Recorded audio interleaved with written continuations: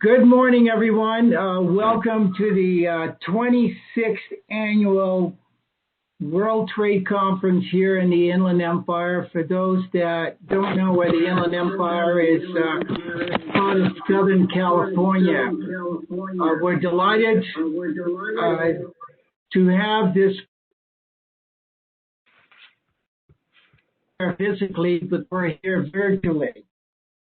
And the theme today is air cargo, international transportation, opportunities and challenges from a global perspective.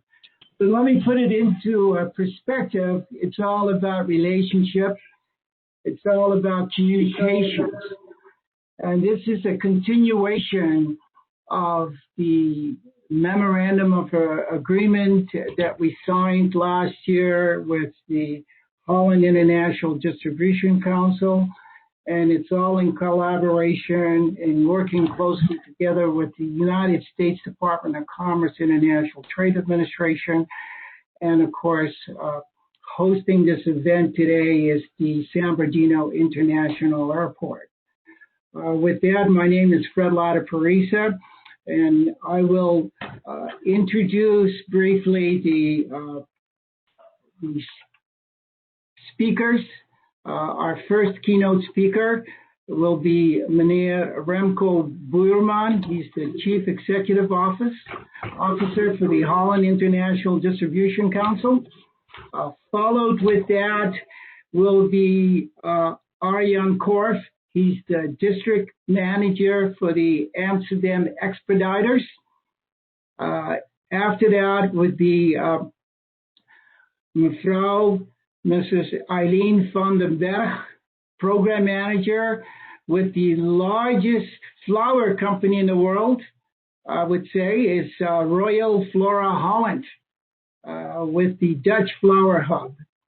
And followed after that would be the airport, Maastricht Aachen. Representing that would be the Managing Director, Jos Ruven. Followed after Mr. Jos Ruven would be Executive Director for the San Bernardino International Airport, Mr. Michael Burris.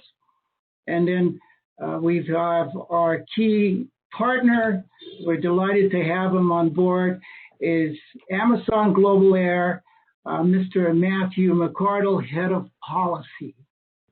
And then we will, after him, we'll have California Inland Empire District Export Council, Nick Gruders. He's the chair on that. And right about 9:05, we'll wrap it up in some questions and answers, and we should be done by 9:15. I will simply just moderate it, and we've got excellent speakers here, and the timeline is going to be short, but it's going to be very effective. And I just wanted to take a moment on behalf of San Bernardino International Airport, the acceptance of doing the presentation this morning, this afternoon. So I would say in my Dutch word, goede avond, goedemiddag. Dankjewel for being the presenters, and for those that didn't understand Dutch, I basically just said, good morning, since we're here, and some of you are good evening, and we welcome our friends and colleagues, and we're excited to continue this virtual conference and communication and dialoguing between both sides representing Holland, Europe, and of course, California, United States. And with that, I would turn this over to our keynote address, Mr. Remco Buurman, who is the Chief Executive Officer for the Holland International Distribution Council. Thank you very much, Fred, for your kind introduction. It's a great pleasure to be here this morning or this afternoon here in Holland. Thank you for having us. I think a nice follow-up for our strategic cooperation. I'm the CEO of the Holland International Distribution Council. We are an association representing and promoting the Dutch logistics industry. We have more than 300 members, and that differs from ports, airports, logistics service providers, to professional service suppliers in the logistics industry, to the logistic hotspots in the Netherlands. And since earlier this year, we have a strategic partnership with San Bernardino International Airport to see how we can support each other to develop more business. HIDC assists foreign companies to start their business in Europe, so we help them. Recently, we have published quite some Corona updates, as we call them, related to the COVID-19 pandemic, to inform all our network contacts abroad about what is going on in Europe. And that's also the subject where I will focus on today, because it's still actual in all over the world. Today, our Prime Minister will announce new measures to try to contain this pandemic. I will today elaborate on the impact of COVID-19 on logistics in Europe. Well, the general conclusions so far are that, well, most of Europe just remained open for transport and logistics during the pandemic. Open for business. The ports and airports operated as they did before. Well, not completely as they did before, because we have seen some changes in operations as well. But anyway, it's still possible to bring in and to ship out all the goods. We have also seen among our members that the logistics industry has not been hit too hard by the pandemic, although there are certain segments which are hit hard, like automotive, also fashion has some difficulties, but in other segments we see that the business is actually doing very well, and we even spoke to some members who do better business than they did before the pandemic. We have also seen some trends with a lasting impact, and that's where I would like to focus on in this speech today. And then I look first at the impact on air transport, secondly on supply chains, and thirdly on e-commerce. First, the air freight related information. I hear some figures of Schiphol. Probably Jos Roeven of Maastricht Haven Airport will later on also tell something about the impact in their regional airport. But these are some figures from Schiphol Airport, our international airport in the Netherlands. Well, first of all, we have seen an enormous increase in full freighter movement. It used to be around 300 movements per month. At the moment, it's around 550 full freighter movements per month, so that almost doubled. On the other hand, we see that there's still a volume decrease of around 14-15%. So that means that the increase in full freighters does not make up for the loss in belly capacity. And to give you a little bit an idea, the total cargo volume last year at Schiphol Airport was around 1.57 million tons. At the moment, in last August, it was 130,000 tons, and that's almost the same as it was last year. So it seems that the volumes have picked up again. Interesting to see is what we heard from our members, is that a lot of freight, more freight moved to regional cargo airports. And also we see a movement from traditional carriers to more specialized specialized freight carriers. When we look at the freight rates and the capacity development, of course, in April, May, there was an enormous lack of capacity. Demand was up, and think of all the face masks and the medical equipment which has to be shipped to Europe and to the US. A lot of these products being manufactured in China and in Asia. So there was an enormous demand for capacity. Capacity was low because there was no more belly capacity available. In the rates went up sky high, around 6-7 times of the normal rates. It was very difficult to find any flights from Europe to the US for cargo. And when you had a flight, there were enormous delays after arrival in the United States. What we have also seen to Europe is that there was a shift from air freight to rail transport. There is a rail connection between China and Europe, and we saw a shift from the air freight to this rail capacity. We've even seen some trucks driving from China to Europe, and I can tell you that takes a very long time. So at the moment, the rates have stabilized a little bit, but we have to wait and see what will happen next, because the new challenge will be the winter period, because traditionally there's a very high demand at those times. So there's the expectation that the rates will go up again. So what's the lasting impact for the air transport, and what is expected when we talk to our members? They expect, we will see more full freighters in the future. There will be a greater role for regional airports, and there will be more flexibility required. So fast upscaling and fast downscaling as well.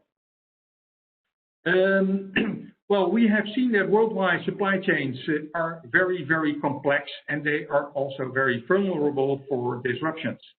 So the next challenge is how can we build agile supply chains in the future? First, what we see now is that shippers are looking for changes in the physical supply chains. How is it possible to find less suppliers?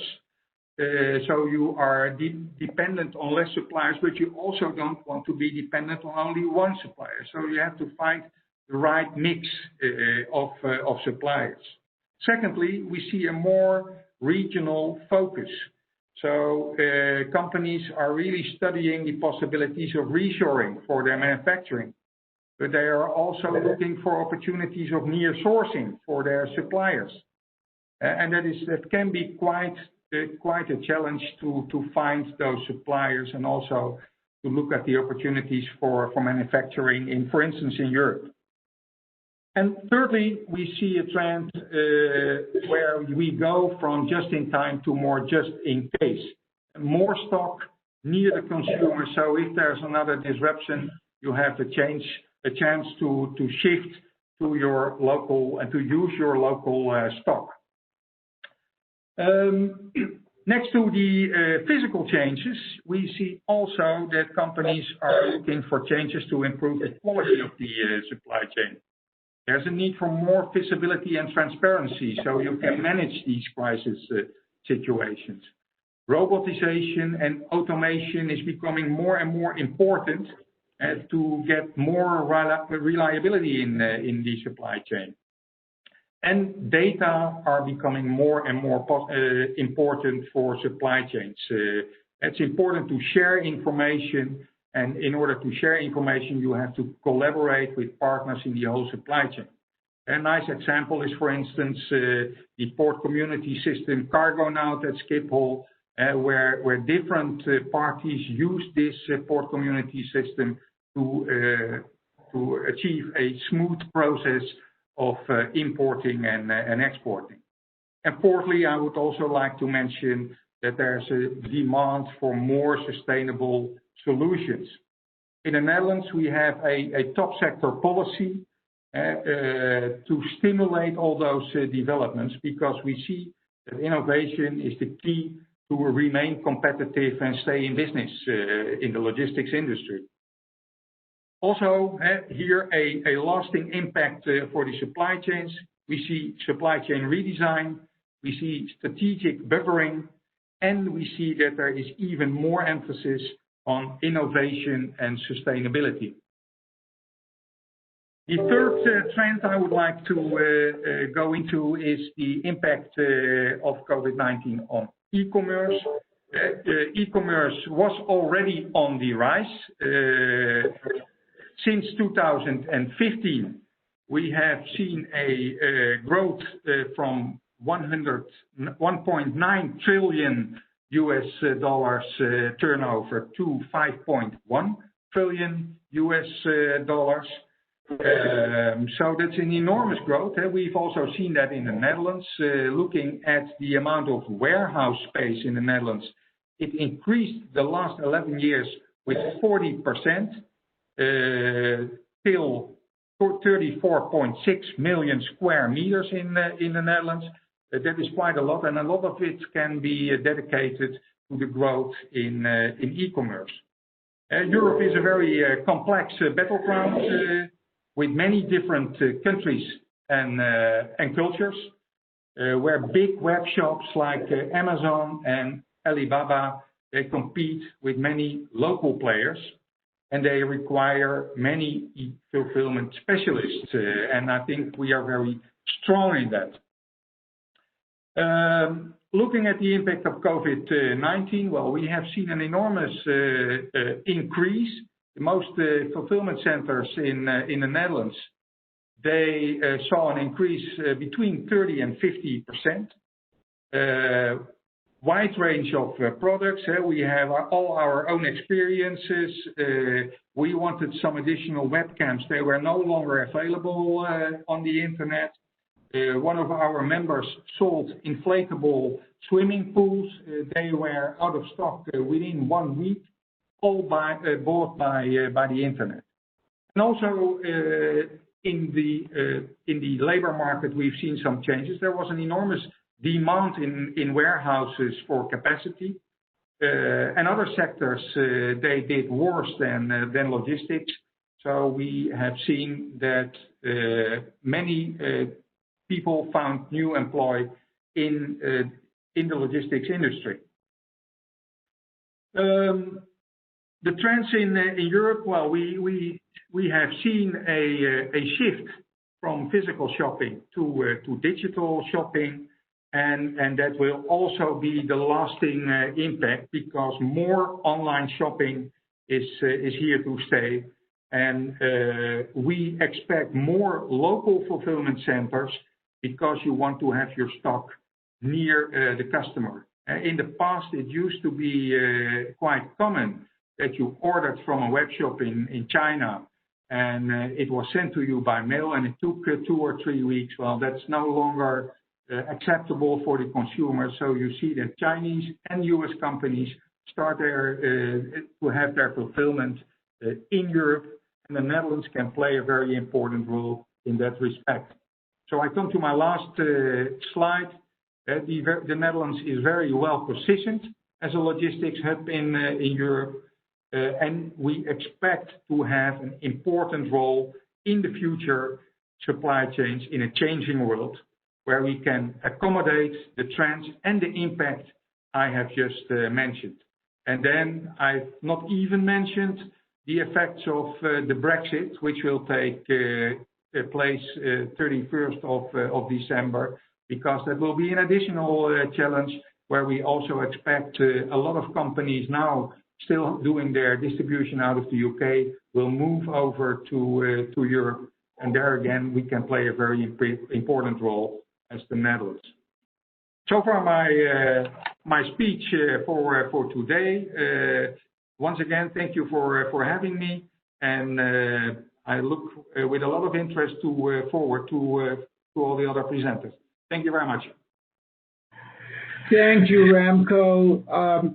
For the audience and for others that don't know Mr. Ramko, we appreciate here at San Bernardino International Airport the memorandum of agreement, working certainly with your team, in particular, Jelly. And I think that's the important factors that you mentioned about innovation. But as I mentioned before, we wouldn't have this connection and working with your team, Ramko, in continuing to move forward in 2021 and not talked about so much on this COVID-19. But we're excited and we thank you again for making the connection and bringing us all together under your leadership. So thank you. With that, our next speaker would be Amsterdam as a European hub is Mr. Arjan Korf, who's the district manager for the Amsterdam Expediters. Very familiar. Welcome, Arjan, and we look forward to your presentations, and you're on cue.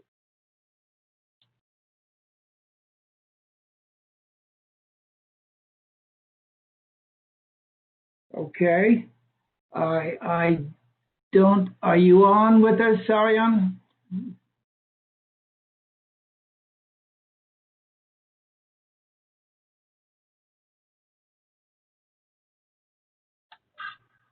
I don't believe his microphone is being shared at this time. Okay. Well, technically, Arjan, if you could hear us, we can't hear you. Given the time frame, I'm going to move over to our next speaker, and then you could follow right after Ms. Eileen Vandenberg with the Royal FloraHolland, the Dutch Flower Hub. So we're going to skip you for the moment, and then you'll follow directly after Eileen Vandenberg once we've got the technical issue resolved on that. So Eileen, welcome. Again, I love the tulips, the flowers that you have in the background. I miss that, and it certainly makes my day, certainly it makes all of us. Anytime you see flowers and tulips from Holland, it makes my day. So thank you very much, and we're ready for your presentation if you don't mind. We'll follow after that. We'll follow with Mr. Arjan Korf. Yeah, thank you very much, Fred. And in the meantime, I try to share my presentation, so I hope you can hear me and see the presentation on the screen. Yeah, thank you very much for your kind invitation to join this webinar, Fred. I remember very well you visited Royal FloraHolland in the beginning of this year, and you asked me to share some background information how the Netherlands has become the international flower hub. So it's a pleasure for me to give your audience an insight in our background. First, I would like to introduce myself, and I have decided to do that with a little bit of help of a little me. Because my family background is also connected to the flower business and to this topic. This is me sitting in the flower field of my parents' flower farm, because I'm born in a flower growing family as the fourth generation. So my father, grandfather, and great-grandfather, they have been flower growers and were a supplier to the flower auction. And yeah, since all my career I've been working in flowers as well, and since 18 years as a supply chain professional at the flower auction Royal FloraHolland. Then, to tell you a little bit more about the history of Royal FloraHolland. Actually, it is started in about 100 years ago, in 1911. And it was actually quite an interesting development, because at the end of the 19th century, you saw the upcoming of flower growing in the Netherlands in different areas. And at that time, the flower growers realized that by joining forces, they would strengthen their position against the wholesalers. So they combined their forces and by organizing the selling process together. And history tells that the first flowers were sold in a bar in Aalsmeer because the growers, they put their flowers on the pool table and asked the buyers to place a bid on them. After that, the flower auction has developed and the Dutch auctioning system was founded. I don't know what this is. This is the flower clock. I'm sorry, there's some background conversation. Someone, if everybody could please mute, that would be great. So what's the role of FloraHolland? The role actually, it's a marketplace for flowers and plants. So what we do is we bring physically and virtually supply and demand together, and we offer a broad and a deep assortment of flowers and plants. We realize the highest possible price for the grower and at the lowest cost. And we do that for our members, because I haven't mentioned yet that on one side, the suppliers are, the flower growers are suppliers of our organization, but on the other side, they are also our shareholders. So they are members of the organization. I want to walk with you through the timeline of our history. So I mentioned already that it started in 1912 when several auctions emerged in different locations in the Netherlands. And already 10 years later, the first export took place. And that was done already by air freight at that time, because in 1919, the airline KLM was founded. Of course, small quantities. Now it's a very important market for us. So the first export. But then for about 60 years, we really have been a very, very Dutch cooperative with Dutch buyers, Dutch growers. And just in 1972, we started importing flowers. The first import we did from Israel. But later in the 90s, we also started importing from Kenya and other African countries like Zimbabwe, Zambia, Uganda, and since 2000 also from Ethiopia. The reason why there is a lot of flower production in Kenya is that in the 90s, several flower growing families in the Netherlands decided, for several reasons, to stop flower growing in the Netherlands, sometimes because it was too complicated, and they chose Kenya for their ideal growing circumstances. So that's also the reason why there is at this moment a very strong connection between the African growers and Royal FloraHolland. Of course, when I go through this timeline, there are a lot of other developments to be told, but I'll just don't have too much time. So in these 100 years, we have begun an organization with these facts and figures. At the moment, in the Netherlands, we do have 4 locations and 1 in Germany, 6,000 suppliers, also from abroad, like I mentioned.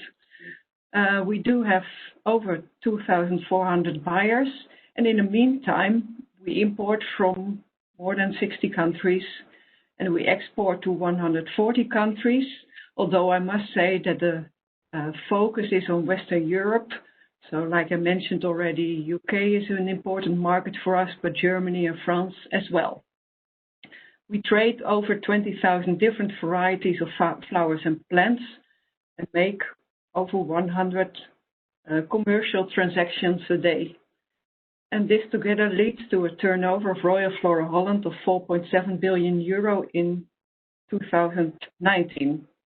And last but not least, I would like to mention as well that we are mentioned in the Guinness Book of Records as being the largest flower auction. And if you look on the picture on the background of this slide, you can see surface of our location in Aalsmeer, which is close to Amsterdam, and the surface of this location is as big as the state of Monaco.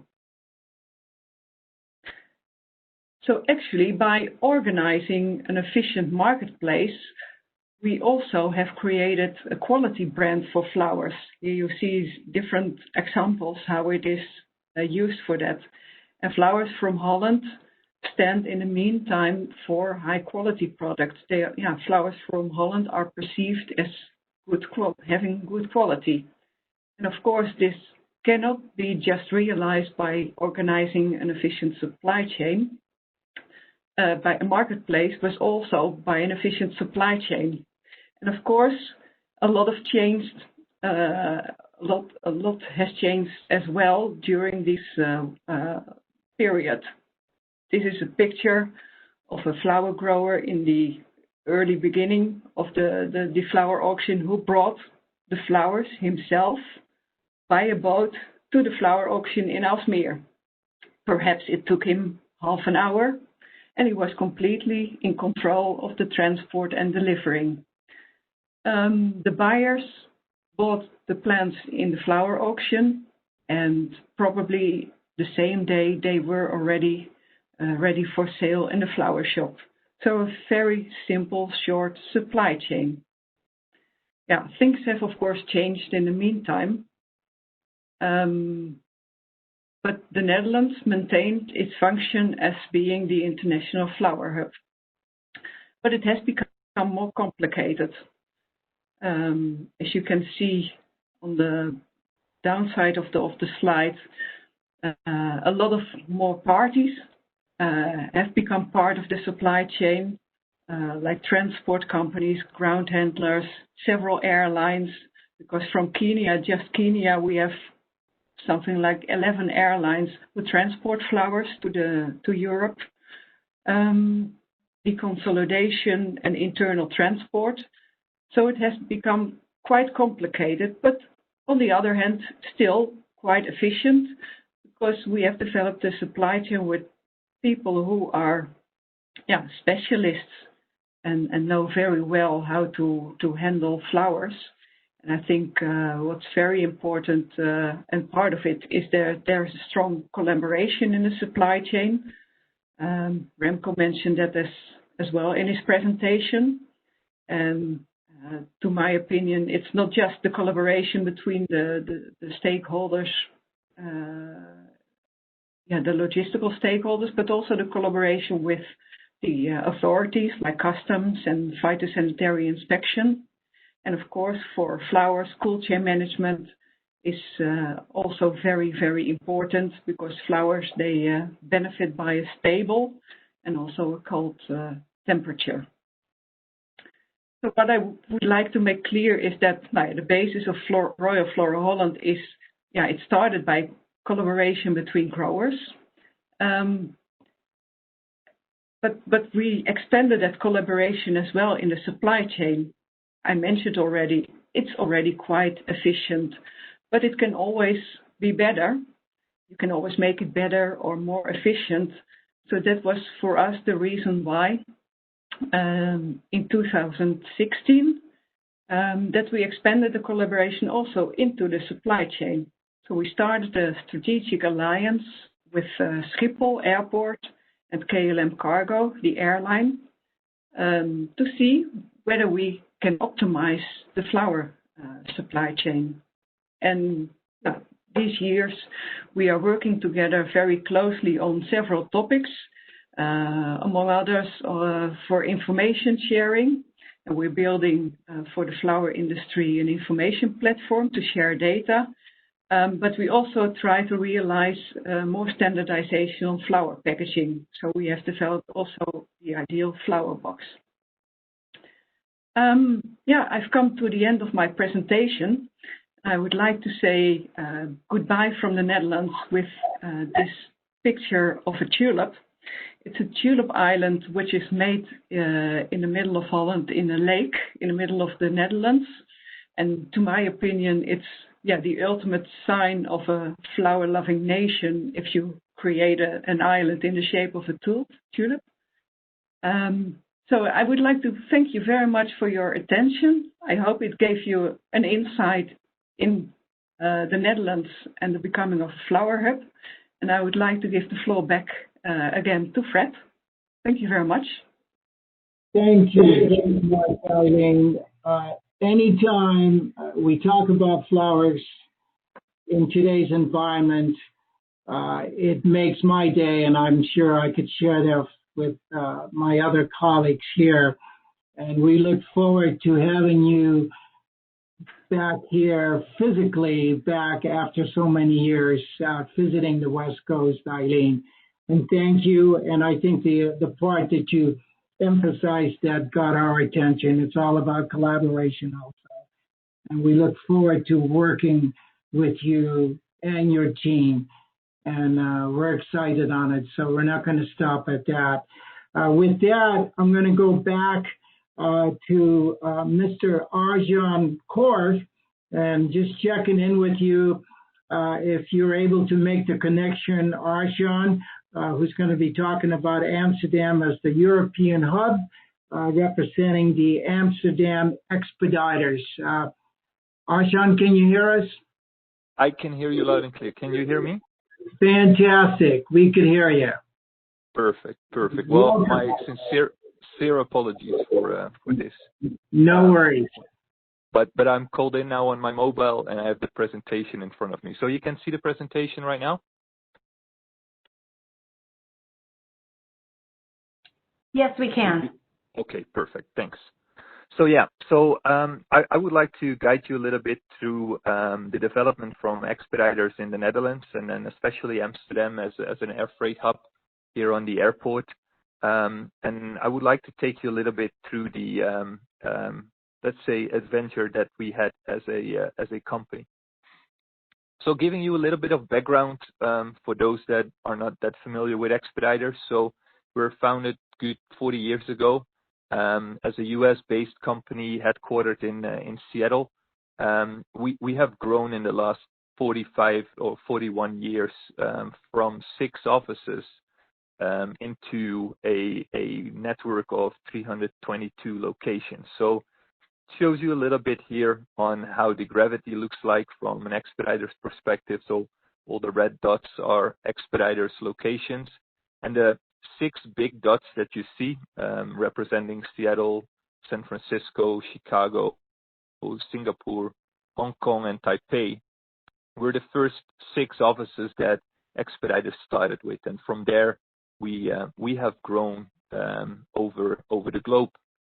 That growth has always been let's say funded by 3 main pillars that we as Expeditors maintain, which is people, process, and technology. As a non-asset-based company, we don't own planes, buildings, or trucks, but we have invested a lot in these 3 pillars. So investing a lot in people, like and we mentioned, like we hire on attitude and train on skills, and we put a lot of training in there to make people knowledgeable and develop them, and focusing on processes, global standardized processes that allows us to give flexibility to the customers, but also to create a network of standardization that allows customers wherever they are to give the same visibility reports, etc. And all that is accommodated by one global transportation system, a platform developed by Expeditors themselves. So Expeditors, I think it's quite a strange one in the forwarding world, because a lot of companies have been acquired or acquired other companies. Well, Expeditors has never been acquired by anybody. Neither we have acquired any other forwarder, which maintained the culture that we have, but also the systems that we have. So with these pillars, 25 years ago, we decided to move from let's say the US and Asia into Europe, and especially Amsterdam. So why the Netherlands? Because we have a branch developed in Amsterdam. We also have a branch in Rotterdam, which is more the ocean.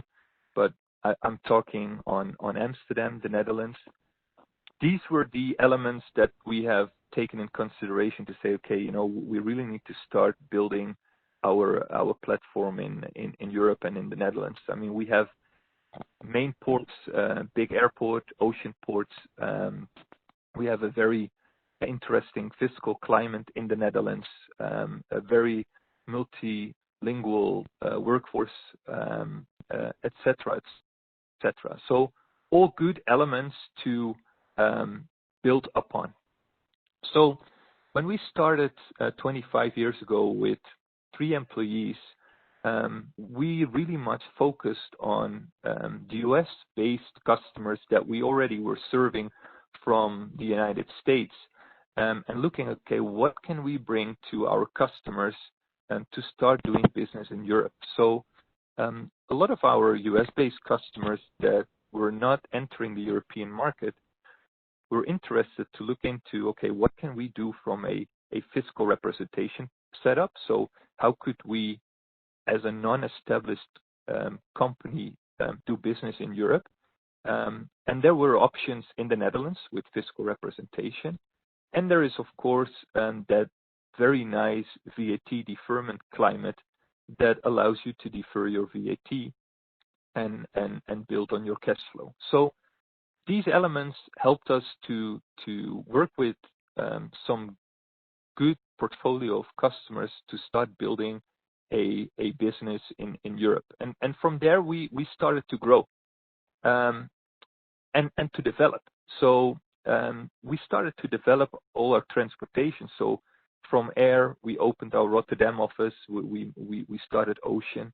Then we started to really invest in our road capabilities, first in the country itself, but then when we started opening more and more branches across Europe, we started the need to connect those branches with a road net freight network that we call Transcon in the expeditors language. And we started to connect our big branches with a daily line haul shuttle to make sure that we could move freight back and forth, where we started to utilize Amsterdam more and more as not only a branch to fulfill the needs in the Netherlands, but also to start functioning as a gateway into Europe. Because what we saw, there was more and more interest of customers to say, hey, you know, I want to utilize that fiscal climate in the Netherlands and all the great utilization on DCs and ports that you have to entering Europe on the other markets. So delivering into Germany, France, Spain, Italy, the UK. And from there, we started to develop what we call a cross-dock program. Cross-dock is not something which is really special as it's consolidating orders, let's say at origin, bringing big bulk shipments into the hub in Amsterdam and then deconsolidating all those orders back into individual orders that could go to all the different countries in Europe. So in the Netherlands, in Amsterdam, we would then do all the customs formalities, all the handling, and then we would ship it in small packs or even pallets throughout Europe. The requirement of our customers was that in many cases, the full visibility was a challenge with cross-dock programs, with a lot of companies offering that. People wanted to have visibility from end to end. So we started to build a system that was providing visibility on an order level. And pretty much when we had that, we kicked off in the development of Amsterdam as a hub into Europe. And we have been growing since then, building on our technology platforms, building on our customs brokerage knowledge and our offerings.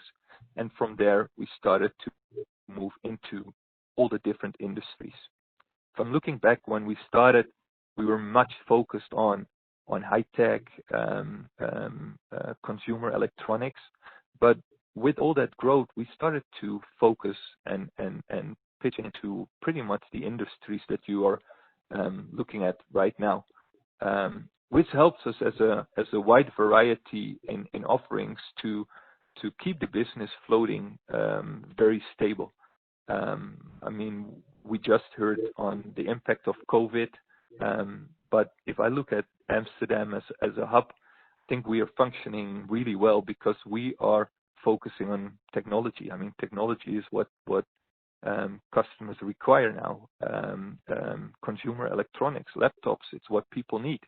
Healthcare, that's booming. So that is servicing very well from what we deliver to the customers. So we started to develop on all these industries where we added knowledge-based people to our network to help us to bring expertise in.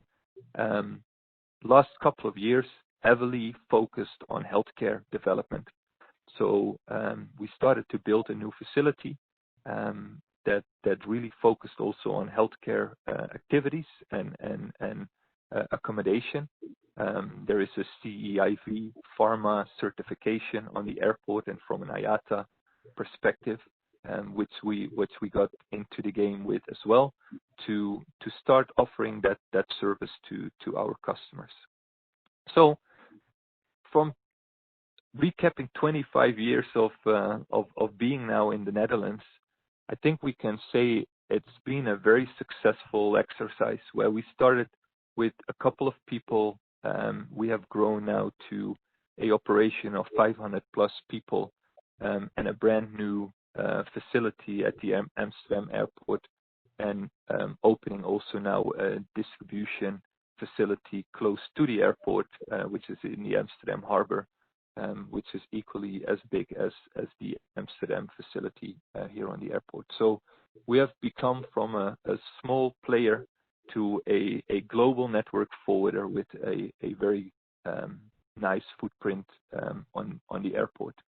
Again, what we always preach is we don't want to be the biggest, we want to be the best. So the focus is always there on making sure that we deliver service and that we satisfy the customer needs. And that in itself is a big challenge and a great adventure to take that on day in, day out with the team that we have. So yeah, that is what I would like to share with you. I would like to show you a quick video showing what we have established in that 25 years and what we have now as a footprint on the airport. So it gives you a little bit of an insight on how the operation looks like, what we currently and today deliver to our customers. So I'm trying to get the movie in. It's here as well. I know that we have it in the backup as well from a presentation perspective, but I just try from my presentation. So Arjan, if it doesn't work, I can share from mine as well. Okay. Well, I think you can see it, but I don't think you hear the sound, right? So would you like to try it from your side with the sound, or it's just the music? So shall I just play it? Your decision. I can pull it up quickly if you would like. I'd like to share the music. I will just play it. Then you need to think about the music in the back, okay?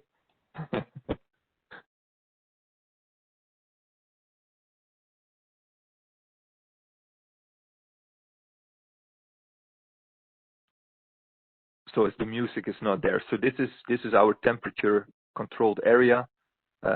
This is our warehouse operations with the ULD system for inbound and outbound freight.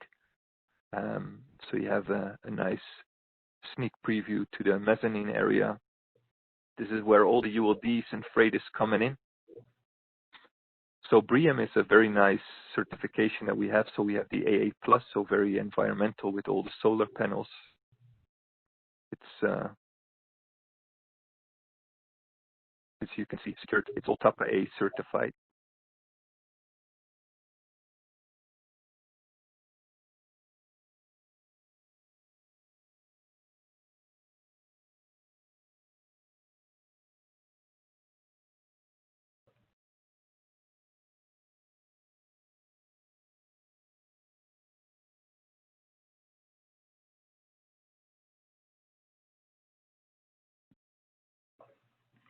And that is pretty much what I wanted to share with you.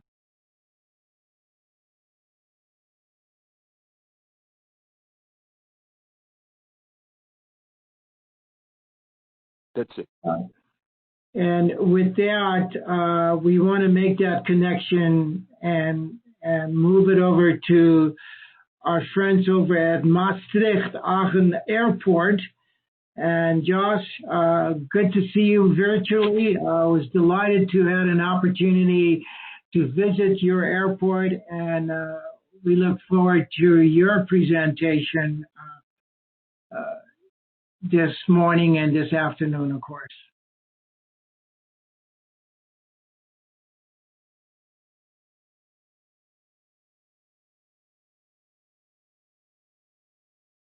Airport, everybody in California, and good afternoon for the colleagues on the call from the Netherlands. I see already that I made way too many slides, but I'll promise I go quickly through them. So Maastricht-Aachen Airport, we heard from the previous speakers that by far, Schiphol is the largest cargo operations that we have in the Netherlands. But also COVID-19 learns us that the importance basically of regional, let's say, cargo-friendly airports, which are there only a few actually in Europe. And during COVID-19, you saw actually the importance and the fast growth of these airports during the outbreak of the pandemic. Maastricht-Aachen Airport, I will do also a bit of a historic snapshot. We are actually the 26th of September was our 75th university anniversary. So we are there for a long time. We've always been a cargo-focused airport. We basically offer all products available. We have an MRO cluster. We do passenger handling. We have some general aviation, but our core activity is cargo. And Maastricht-Aachen Airport is located in the most southern part of the Netherlands, very close to the Belgium and German border, in a very dense area, in a province which is breeding logistics, having Venlo about 60 kilometers away from us, which has been the European logistic hotspot, I think, for the last 4 or 5 years. And this is also the place where all transport modalities are coming together. So it's been the backyard of the Rotterdam Harbor. It's now also connected to the Silk Road, the train connection from China via Duisburg to Venlo, and of course with Maastricht having also the air freight being connected. But yes, we are a regional airport. We focus, our business model is basically on passengers and cargo, and COVID-19 learned us when, the entire passenger operation, where you see the worldwide passenger fleet being grounded, that we can still have a profitable business case by just doing cargo. I write here we are the second cargo airport in the Netherlands. I would say we are the only cargo airport in the Netherlands because Schiphol is really a passenger airport, and having the main focus on passenger movement, and also the infrastructure is really made for passenger movement, and that's something that we see with all of the major gateways in Europe. So the places where everybody wants to be. Let's say Frankfurt Airport, Charles de Gaulle, London Heathrow, Schiphol Airport are really airports made for passenger movements. And although there's a strong demand for cargo movement, you see first of all that is lacking the infrastructure, and that full freighters will always lose in the slot coordination battle, simply because they are not operating that punctually. And not so consistently, and therefore you see more and more that smaller airports are being created near these hubs, to accommodate the huge demand for freighter airlines. I told you we're a small company. We have 235 employees. Our turnover is a bit more than 20 million.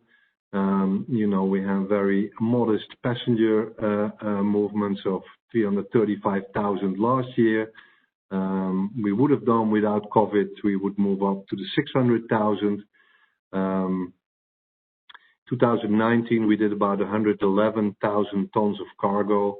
But just to give you an example, this year with COVID-19, we're probably going to end up with 140,000 tons of air freight, which is a 25% growth compared to last year. Okay, this is how we've been developing over the years, and that the last few years we are growing double digit, and that has partly to do with the fact that that there is a slot issue on Schiphol, so carriers have to move out, and part of these carriers have landed in Maastricht. But actually, currently, when there's no slot issue at Schiphol, and basically any carrier can come in at any time they want, that regardless that we are still growing. So that proves the value that we have for the market. Passengers is not so much interested for this call, but you see that it's completely down this year. Will take probably a couple of years to recover from this. Okay, some more statistics on movements where we used to have a lot of let's say general aviation in the past, and growing over the years more to a commercial airport where we are looking more for big cargo and passenger traffic. What is our value? I think we are an ideal location for e-commerce, and that's also a very fast-growing product in our airport. That's due to its location.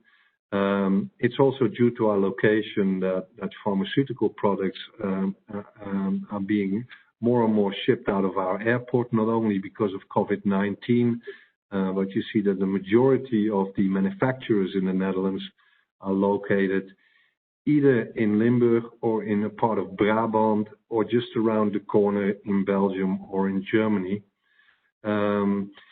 We saw Royal FloraHolland, which is also a lot of traffic that we do. We are located next to the highway, and it's about a 2.5-hour drive from here to the auction. And with slot restriction, but also with handling restrictions at Schiphol, sometimes the flowers are quicker at the auction in Aalsmeer than when they land in Schiphol Airport. Okay, I think some more statistics. I move a bit quickly. This gives you a better view on our location, really in the south of the Netherlands, in the center of the Netherlands. And the next slides give you also a view on huge distribution centers and companies in the neighborhood. I promised Aline that I would give my excuses for the wrong location of FloraHolland. They actually moved to Herrongen in Germany, which is actually closer to our airport, and we do a lot of drop-offs there as well. And we also use the old logo. So Alina, sorry for that.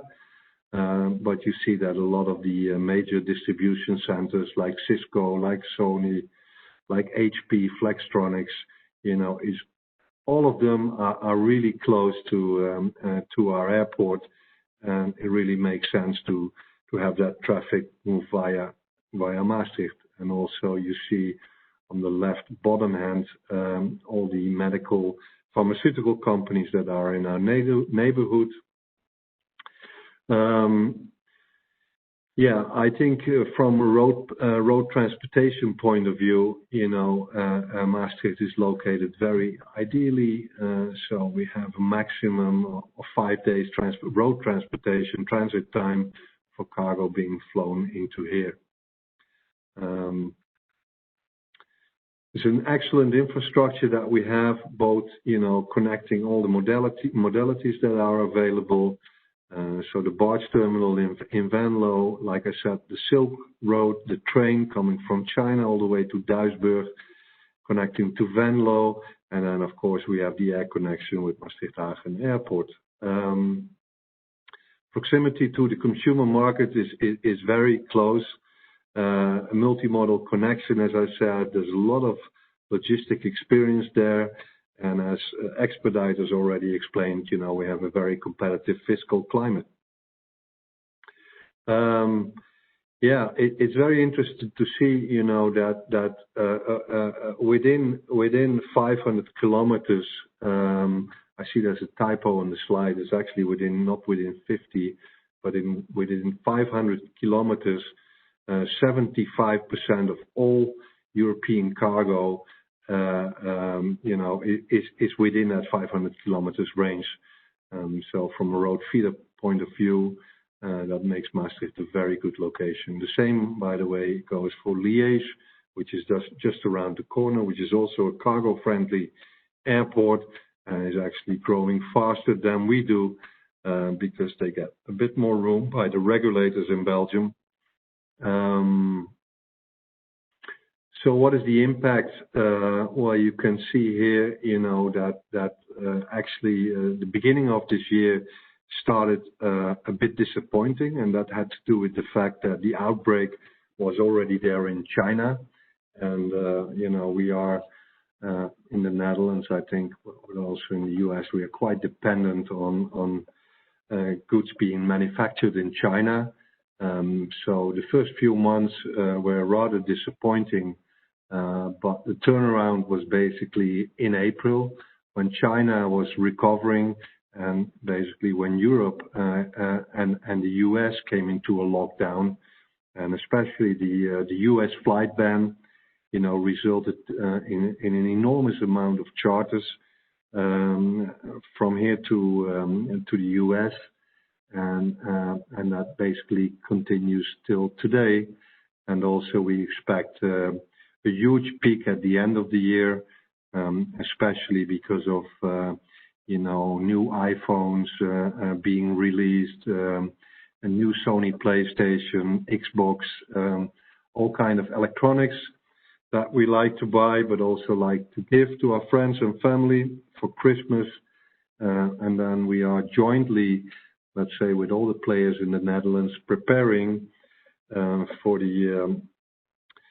the transportation of the vaccine when this is coming. So we're trying to join forces with the ground handling agents at Schiphol to really make an inventarization of all the cooling options that we have in order to prepare a national proposition, to the manufacturers of these vaccines. And that will be an enormous boom. And I think we have to join forces, to do that in a safe and transparent way. And we rather join forces than that we go, for our own benefit. So also on the short-term outlook, it looks very good for air cargo. Although I think there will be a decline. Possibly somewhere, midsummer next year, we think that there will be a drop in cargo because of the economic situation worldwide. In passengers, it's really a bloodbath. It doesn't look very well, and it will take years to recover. I hear Air France talking about 5 years before they intend to be back in the situation that we were in 2019. We hope actually in 2 years to come back to the situation of 2019, but nobody's really sure. The good thing for us, is that actually during COVID-19, we gained a lot of new customers like Qatar Airways, Ethiopian, but also a majority of e-commerce players, for example, World Tech, the Zomtang Group and Yun Express, but we also do a lot of flights for Alibaba. I'm looking forward also to the speaker that comes at the 6th place, Amazon, which is also very high on our wish list. but unfortunately, we have some limitations. We are closed during the night. We have only one runway, and that is a limitation for Amazon, but a great company, and we would love to do a bit more business with them. I quickly go through all the products that we facilitate here. Like Expeditors, we're also TAPA A warehouse. We are CEIV certified, which is the IATA translation of the GDP for pharmaceutical shipments. We are also an economic operator, and we are, in terms of safety, by IATA also ISAGO certified, and as an airport, we are an EASA. We operate according to the EASA standards, which is the European standard. We offer all products, not only on cargo, but also any kind of products that are available in terms of aviation. And we are next to Schiphol, actually the only airport that offers that. We are strong because we are very flexible workforce. We look at lean principles, cost leadership, and we have a good group of well-trained and highly motivated staff. We're also a one-stop solution. And that's getting more and more difficult because, we're growing that fast, but we're also a one-stop shop, where we also do freight forwarder handling in our warehouse. We have a separate clearance department, that is also capable to basically do all customs actions that also forwarding agents can do. So we have a lot of the network forwarders in-house, like for example Schenker, Panalpina, and huge network expeditors like that. We have them in-house, and we have the customs capabilities not only to do B2B traffic, but also B2C and even C2C. And I think that is really a value-added service for the customers, especially for e-commerce. We are specialized in big and outsized cargo, general cargo, obviously. We're capable of handling all kinds of dangerous goods, including explosive, radioactives. The area where we are is also very famous for horse breeding, and we're talking about race horses, jump horses. Horses really like to be transported by air. They don't like to be transported by roads. They don't like corners and bumps, but they feel very comfortable by air. So that's also a major part of our traffic. Flowers, a lot of our import cargo, pre-COVID, I would say 75% of the inbound cargo that we had in 2019 is flowers. A lot of them go to the auction, but these days, a lot of the flowers are all being sold before they reach the auction, and then they go to places like FloraHolland, but also straight from Maastricht, they go to the UK, which is shorter than if they would go from the auction in Aalsmeer. Any kind of fresh products, coming from Africa or other regions, South America, are arriving here. We're also CEIV certified, so a lot of pharmaceutical products are being shipped here. We have huge cooling facilities, including freezing facilities, and especially the freezing facilities might be very important for the let's say the shipment of the vaccine, which is coming up, where the most sensitive vaccine, which also will be the first one that comes on the market, requires minus 20 degrees, and there's not many on-airport facilities that can offer that, and we have huge facilities to accommodate this. Okay, I will not go through all of this, but we are capable to handle all kind of products and have a very flexible Dutch customs. I think they are renowned for their cooperation. Eline also mentioned them, and that makes the customs are really helping not to delay any logistic process. They're very far in digitalization. So all the stakeholders in the transport chain, they cooperate very well together. E-commerce, I'll also go quickly through that because I have quite a lot of charts. We did, there's been, that was actually something we made for the bid book for Alibaba that eventually went to Liège together with other airports, and we did a study, what would be the best location in terms for e-commerce in terms of labor quality matrix. And you see on a quality point of view, Venlo and Zuid-Limburg, they actually number 1 and 2 in this study from Buck Consultants in 2016. So location, cost of labor, and quality are the decisive factors for locating e-commerce facilities, fulfillment centers, actually in this area.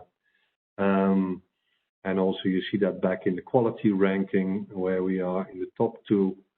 And also you see it in the cost quality matrix. We also are developing, let's say, our land, and we are planning to build phase 2. We have actually, at the moment, we have both ends of the runway. Where you see number 2 is where we're planning to build a new facility, and phase number 3, and there we are cooperating, with e-commerce parties to build a huge e-commerce center there. Fred, I want to leave it. I want to give the mic back to you. Thank you very much, and I look forward to hear to the next speakers. Thank you.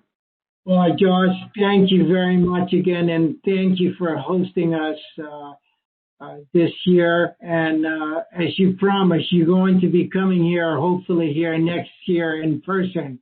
So we expect you to be here, okay? And really looking forward to that collaboration with the San Bernardino International Airport, which will be our next speaker, who does not need any introduction and who wears many hats and has been cloned 2 or 3 times, is the Executive Director for the San Bernardino International Airport, Mr. Michael Berg. Thank you, Fred. Hopefully everybody can hear me all right. Jos, that was most impressive. Hello from your California cousin here at SBD, and really, really appreciate our Dutch partners. I cannot thank Remco and Jelly for the partnership any more than I know how. Being able to glean their expertise and experience is just very, very special to me. And I want to thank you all for your support and assistance.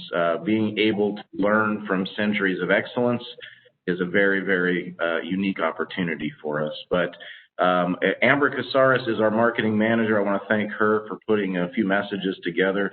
I will move quickly because I really want to give time to my colleague, Matt McCardle here, but just to give you a snapshot of SBD today, where we are, much like Maastricht, we are outside of Los Angeles. So the major airport is LAX, of course, which everybody knows. But in recent years, SBD has really started to gain its position in the marketplace. And that's because we have a lack of congestion. We've got uncrowded airspace, great access to transportation infrastructure. Being born and raised in San Bernardino, we celebrate logistics.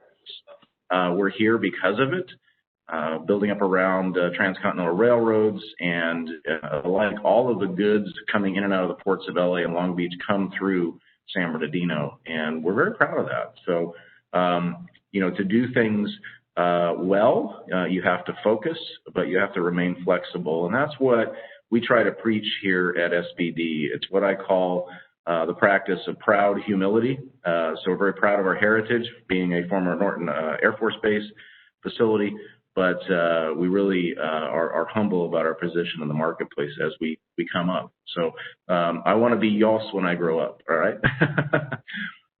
So why is growth occurring here?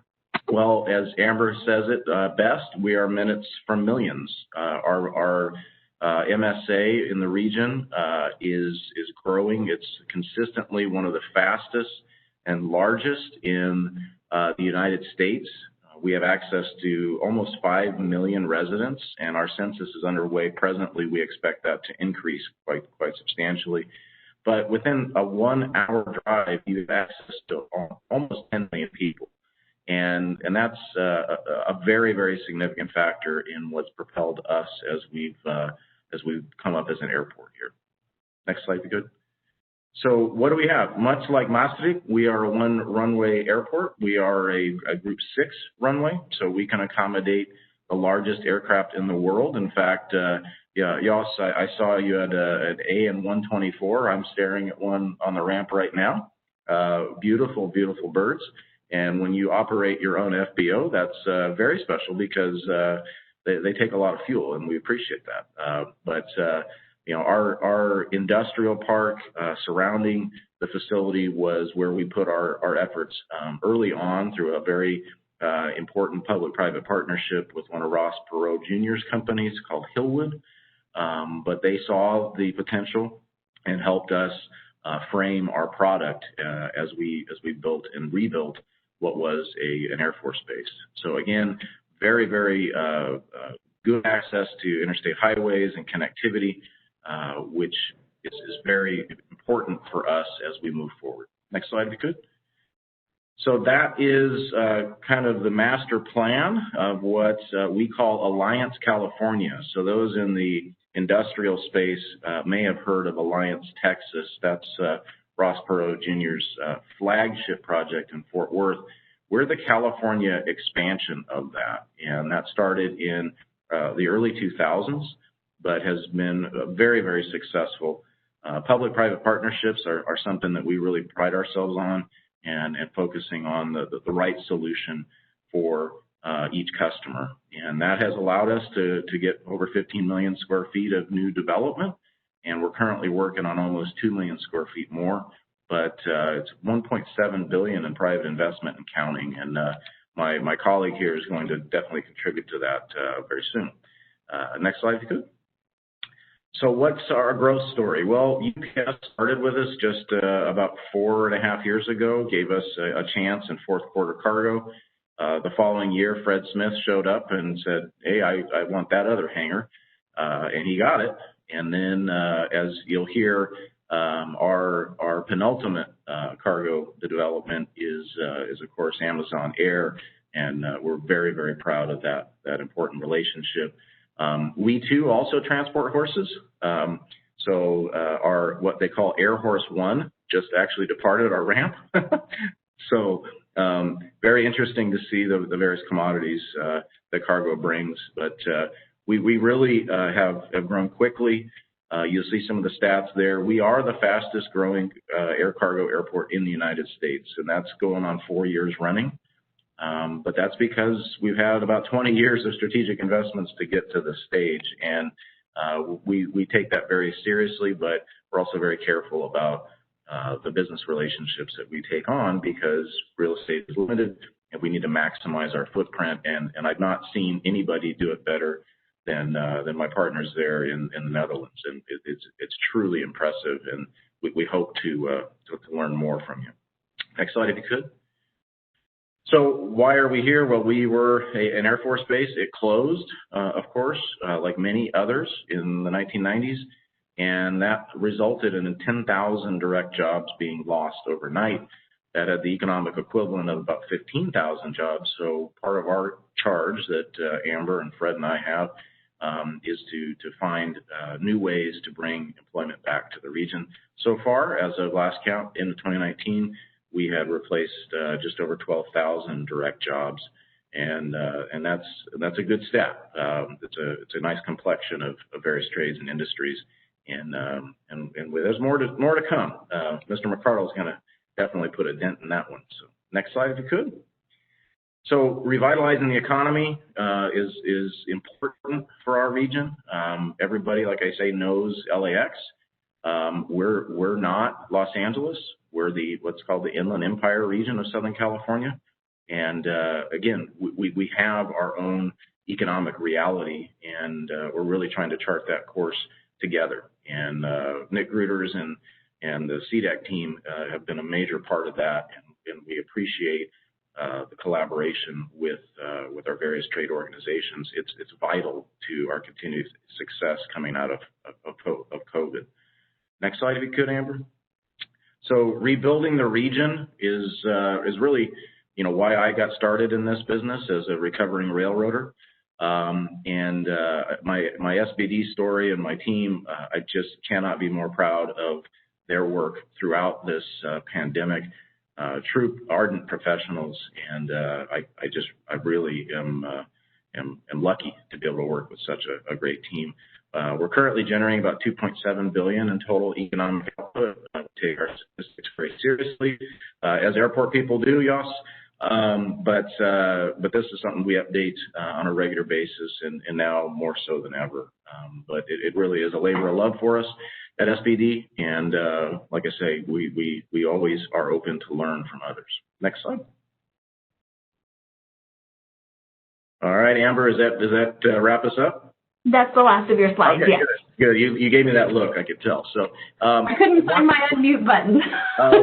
I want to move very quickly because I really the focal point of my story here is really the next chapter, and that actually is being written as we are here virtually together by my brother from another mother. He is an incredible professional that I've really enjoyed getting to know. Mr. McCardle has a very, very lofty job as far as has to shoulder on a daily basis, and I want to turn things over to Matt McCardle with Amazon Air.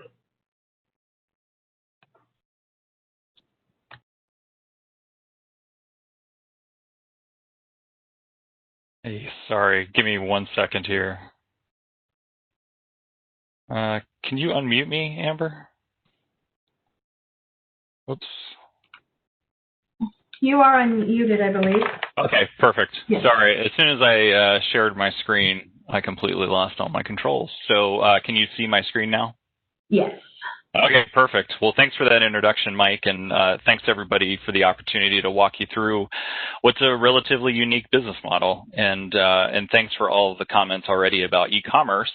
Of course, Amazon as a business needs no introduction, but I would love the opportunity to walk you through exactly what Amazon Air is, and then after that, I'll talk to you about why we made the investment in San Bernardino.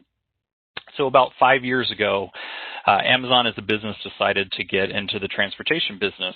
We had 2 or 3 major priorities that we wanted to accomplish by doing so. Of course, Amazon continues to this day to use third parties for many, many shipments, both here in North America and in the EU and other geographies. But we were coming up against a capacity problem. We really needed additional capacity to deliver for our customers. We knew that the volumes of customer orders were steadily increasing every year. And in order to meet that, we wanted to invest in our own capabilities. So we started several small trials around North America for having our own dedicated air cargo capacity. And really what we wanted to do, in addition to having that capacity, is to be able to expand the number of items that we could offer to customers and really expand the reach of our fulfillment network. And so as you've already heard today, and I'll walk you through this slide, in the ideal world, we would love to have fulfillment centers everywhere close to where we have customers. And of course, we would love those fulfillment centers to be stocked with exactly 100% of all conceivable things that somebody would want to order from Amazon. However, as you probably all know, there are a variety of different reasons as to why that may not be possible, whether it's certain trends that emerge, customer behaviors change, the seasons change. There are many unforeseen things, and COVID-19 certainly being one of the most obvious that we've had to all deal with over the past year, when customers changed their behavior pretty drastically across every front. We had to be in a position to be able to meet those customer orders, no matter where the inventory was in our network, because customers clearly had an increased need for many healthcare and sanitary products, not to mention PPE and other items. And so Amazon Air, and I'll talk to you a little bit in a moment about our fleet size and the investments that we've already made just in the past 5 years, but we're only carrying customer orders. So it's very interesting to conceptualize and to think of all these 767s flying around both the EU and North America, only carrying customer orders. But that's essentially how we have built our network over the last 5 years. And so from the time a customer places an order, and to use California and the Inland Empire specifically as an example, we have made, I would put it at between 18 and 20 fulfillment centers in the Inland Empire just in the last, since 2012. So we've invested already billions and billions of dollars in our fulfillment infrastructure in California for all the reasons that Mike just walked you through. Access to potentially up to 20 million customers within a 120-mile trip. Clearly, it's no secret or coincidence that we have a large fulfillment network in California. But of course, those fulfillment centers are where we pick, pack, and ship customer orders. So once an order is placed, the fulfillment center springs to life, picks, packs, and then ships that order. And then Amazon Air is there to take a certain percentage of packages each day throughout the entire country. And so somebody, when you pull up the app, if you're in New York City or Miami or in Detroit, Michigan, you don't necessarily think or want to know where that inventory is in our network. You just know that you want it in 2 days or less. And so that's where Amazon Air comes in to then take that package from Southern California in this case, fly it to the nearest area where we have a gateway, and then take that product via line haul trucks into our sortation center network or directly into our last mile network where you can see hopefully you've seen them in your neighborhood, but we've invested in a lot of what are colloquially known as cute little vans that take a product directly to your doorstep. And so just in 5 years, we've increased our fleet up to approximately 80 aircraft across the world, so 60 767s and approximately 20 737 800s. And in North America, we've had a little longer to expand our network than we have in the EU. We started, as I mentioned, in 2015, where we have 42 locations, 2 hubs, 5 regional air hubs, and 35 gateways. In the EU, we're really just getting started. So we are going to have a central hub in Leipzig, which is about to open in about 2 weeks' time. And we have 11 gateways across the EU and the UK that serve the same exact function that I was just describing, to make sure that we have that ability when and where needed to increase our capability and capacity for our customers and get the products to them, hopefully in 2 days or less. And so why San Bernardino? Well, Mike already laid out all of the compelling reasons for why we made such a substantial investment in his airport. And really, it comes down to proximity to our customers and proximity to the large fulfillment network that we've already built and established in the Inland Empire, which continues to grow to this day.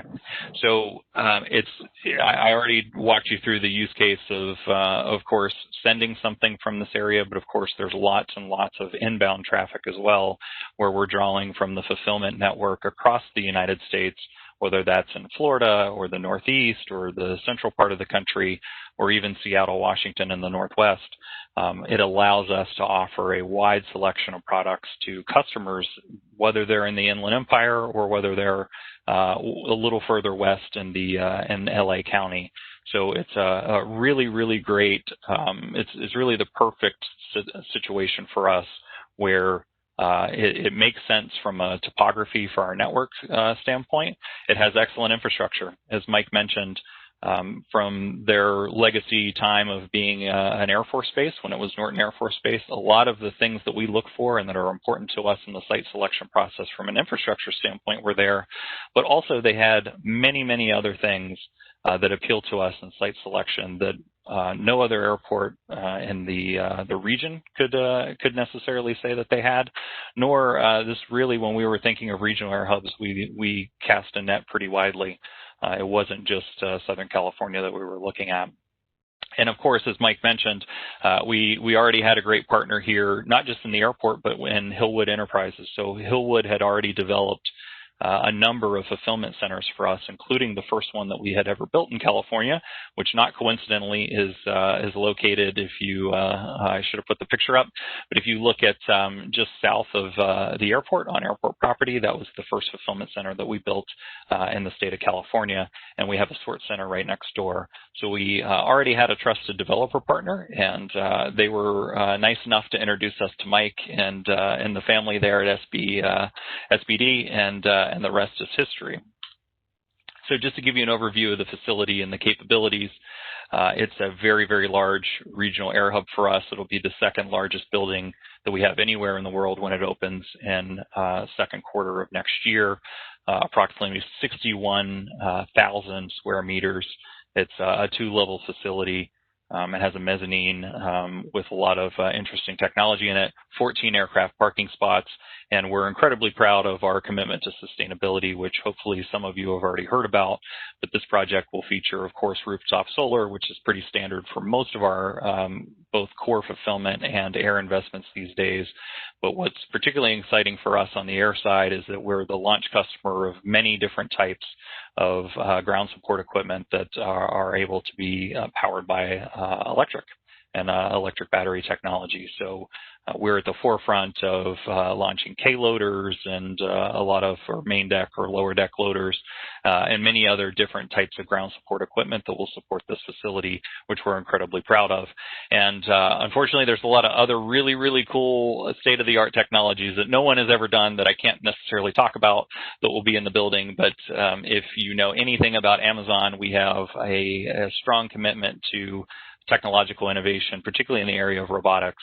And it is rumored this building will have a lot of really cool robotic technology in it that we're incredibly proud of and really, really looking forward to launching when we open the building next year. So that's the general overview. We can't thank our partners enough at SBD for what they've been able to do to make this project become a reality. It was a long journey. Amazon showed up around 2 years ago or 3 years ago with an interest in this building, but really it was decades of work from the community in general and the airport to make this possible. So we're incredibly excited about continuing our journey in the Inland Empire, and particularly at the airport. So thanks again for the opportunity for me to walk you through what we're up to these days at Amazon Air, and I appreciate the time. Thanks again. Thank you very much, Matt. We're just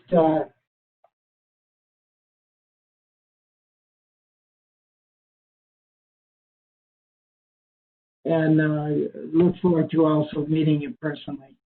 With that, I'd like to introduce our next speaker, which is Nick Krutis with the California Inland Empire District Export Council, a member, the appointed member by the Secretary of Commerce, working very closely with the United States Department of Commerce International Trade Administration right here out of Ontario, representing Erica Ramirez, Tony Michalski, and Edward Reutberg.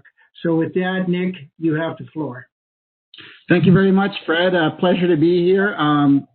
Before I start, just a quick little comment. I heard Remco mention the word belly capacity and how that's been increasing lately. Well, I can report to you all that in our region, belly capacity has overall also increased considerably, and this is, of course, primarily due to COVID and the gyms being closed, but I anticipate belly capacity to drop since things are starting to open up. So let's start with that.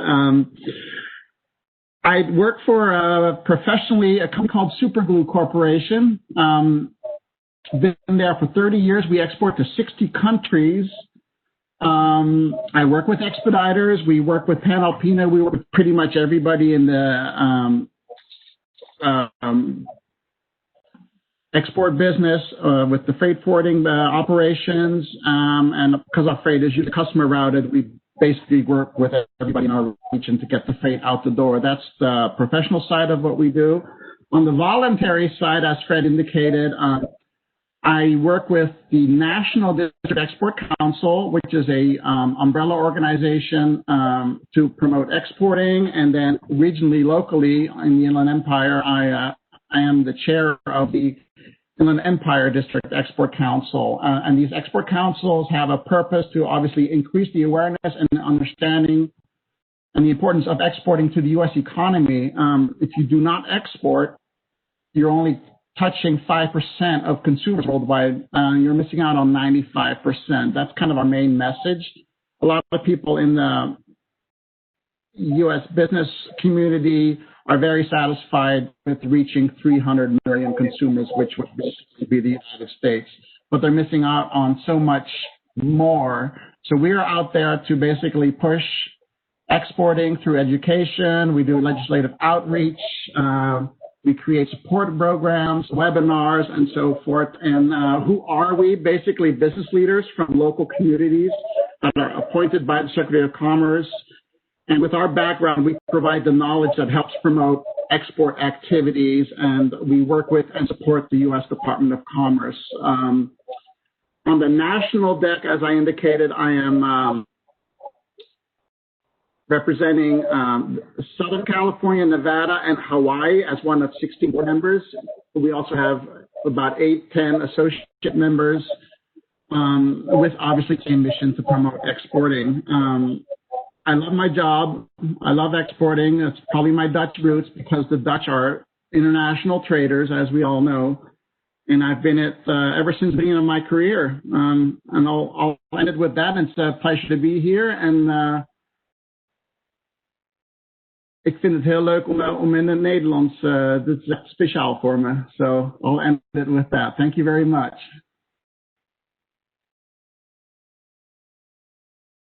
A little bit over. We were going to address the question and answer, but given the time frame, if you'd like to have some questions directly to the speakers, we will welcome that. But I wanted to take a moment and just to give an overview. And one of the things that stood out is obviously the collaboration part, the innovation part, and most important part, the friendship and how we work together on this. And in particular, I would like to recognize Shelley again and Amber and Ramco.